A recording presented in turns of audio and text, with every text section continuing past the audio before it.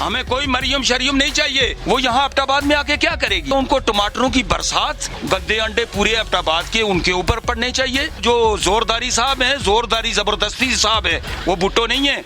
इन्होंने मिलके क्या किया मुल्क के लिए?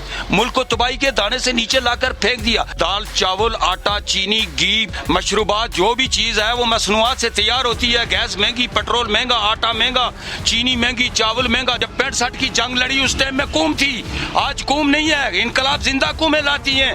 कब्रिस्तान वालों ने कभी इनकलाब नहीं लाया और न वो ला सकते हैं। नौजवानों को नहीं नजर आ रहा कि हमारे मुल्क के अंदर क्या हो रहा है। पाकिस्तानी कह रहा है मैं पंजाबी हूँ, मैं पठान हूँ। लानत ऐसी कौम को बेचते हैं हम, जो एक झंडे के नीचे आकर अपने मुल्क का दफा नहीं कर सकती है। वो कल क्या करेगी? अस्सलाम वालेकुम जी।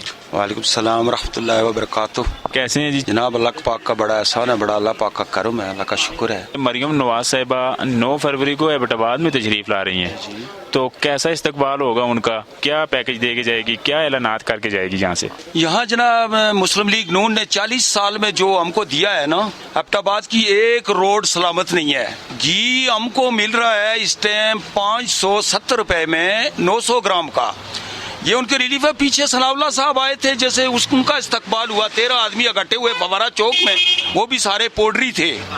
तो उनका यहाँ पे क्या लेना देना है? उनकी किस चीज की उनका इस्तकबाल होगा यहाँ पर?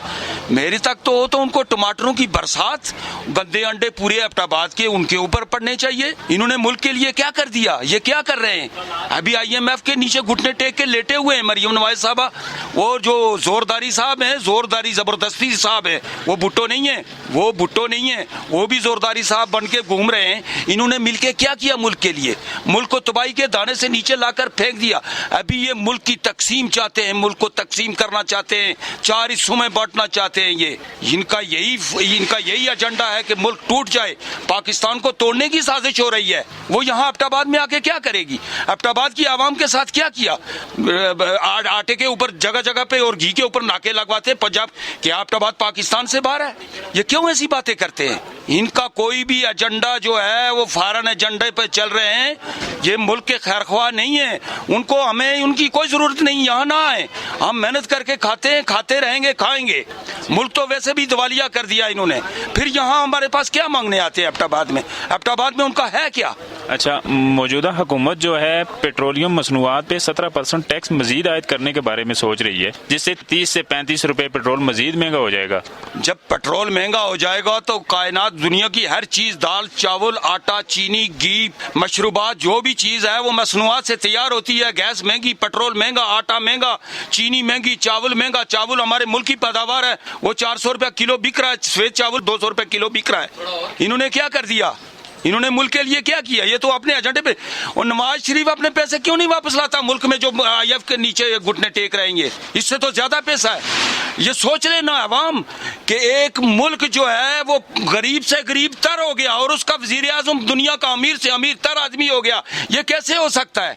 मेरी दुकान है ना छोटी सी, मेरा बेटा यहाँ कारोबार कर रहा है, मैंने उसको भरी हुई दुकान दे दी और मेरे को दुकान खाली मिल रही है। वही पैसा हमारा IMF के पास जा रहा है, हमको 5 रुपए सूद पे ले रहे। अभी उनके नीचे घुटने टेक के बैठे हुए हैं। वो कभी बोलता है तुम्हारे 12 ग्रेड के ऑफिसर का वो चाहिए, पेट्रोल तुम्हारी मर्जी से महंगा हो, खरीदारी उनकी मर्जी से हो, सूर्या से नहीं खरीदो, फलानी चावल से नहीं खरीदो, तो हम कहाँ जाएंगे? ये फॉरेन पॉलिसी गलत है इनकी। लियाकत अली खान को भी इसीलिए मारा गया था कि वो भी चाहता था कि हमारे को आजाद पाकिस्तान चाहिए, और जब भी आजादी की बात होती है कोई ना कोई मुसल्लत कर दिया जाता है हमारे ऊपर। ये तो हमारे ऊपर मुसल्लत है 40 साल से। ये अमेरिकन एजेंट हैं, ये सब अमेरिकन और फॉरेन एजेंडा है सारा। पढ़े लिखे उससे हम माल खरीदते, इनको क्या प्रॉब्लम थी? यूक्रेन से माल आ सकता है, वो जट्टी में पड़ा हुआ है कितने दिन से। यहाँ दाल चावल के लिए लोग तरस रहे हैं।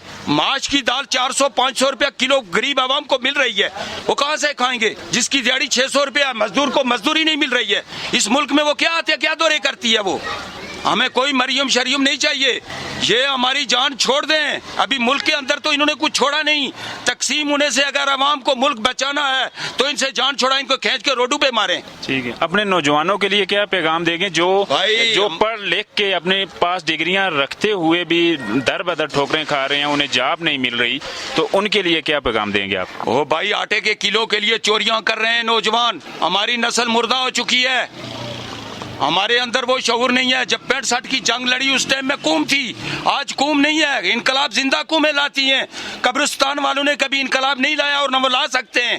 قبرستان سے مردہ اٹھ کے انقلاب نہیں لا سکتا ہے. نوجوانوں کو نہیں نظر آ رہا کہ ہمارے ملک کے اندر کیا ہو رہا ہے, ہمارے ملک کے ساتھ کیا سازش ہو رہی ہے, ہمارے ملک کو کہاں دھکیلا جا رہا ہے. کیا وہ یہ نہیں دیکھ رہے ہیں؟ نوجوان دیکھ رہا ہے. نوجوان کو میں یہی پیغام دوں, کمر بستہ ہو جاؤ, کمر بستہ ہو جاؤ. جیسے 65 میں 71 میں ہمارے کو کسی نہیں, عوام نے مارے تھے. سیالکوٹ کے بارڈر کا وہ دیکھ لو کہ کس نے مارے تھے. انڈین فوج تو اندر آ گئی تھی, وہ تو عوام نے ماری تھی. لاہور سے اندر آ گئے, وہ کس نے مارے؟ 65 سے لے کر ہمارے ملک کے خلاف سازش ہو رہی ہے کہ اس عوام کو بکھیر دو.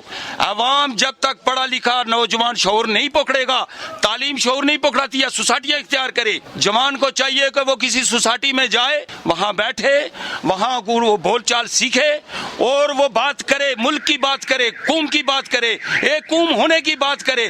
ہمارے کو بلوچی, سندھی اور پنجابی, پٹھان میں تبدیل کر دیا گیا. کیا ہم ایک خطے کے رہنے والے کیسے چار کسی دنیا کے قوم میں چلے جاؤ؟ ہم امریکن ہیں, ہم کینیڈین ہیں, پاکستانی کہہ رہا ہے میں پنجابی ہوں, میں پٹھان ہوں. لعنت ایسی قوم کو بیچتے ہیں ہم جو ایک جھنڈے کے نیچے آ کر اپنے ملک کا دفاع نہیں کر سکتی ہے. وہ کل کیا کرے گی؟ مردے انقلاب نہیں لاتے ہیں. وآخر دعوانا الحمدللہ رب العالمین.